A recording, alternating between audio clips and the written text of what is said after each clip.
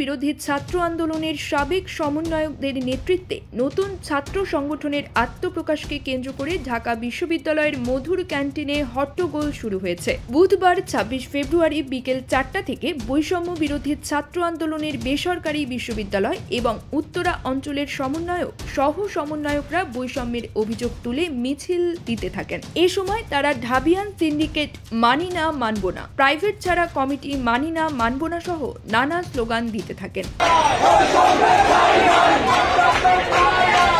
এর আগে বিকেল ৩টায় মধুর ক্যান্টিনে নতুন ছাত্র সংগঠনের আত্মপ্রকাশ ঘোষণার সময় জানালেও বিকেল ৪:৩০ পর্যন্ত ঘোষণা করতে পারেনি তারা। জানা যায়, কমিটি ঘোষণাকে কেন্দ্র করে নিজেদের মধ্যে অভ্যন্তরীণ কোন্দল দেখা দিয়েছে। ৩ ভাগে ভাগ হয়েছে সাবেক সমন্বয়করা। শীর্ষ ৬ পদে কারা আসছেন আগে ভাগে জানার পর প্রকাশ্যে আসে বিরোধ। লন্ডনে এত বড় মাছ, ওয়াও!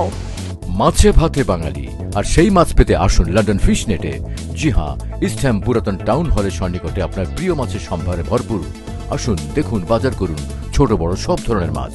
জানা যায়, কেন্দ্রীয় কমিটির আহ্বায়ক আবু বাকের মজুমদার, সদস্য সচিব জাহিদ আহসান এবং ঢাবি শাখার আহ্বায়ক আব্দুল কাদের এবং সদস্য সচিব মহির আলমকে রেখে কমিটি ঘোষণা করা হবে।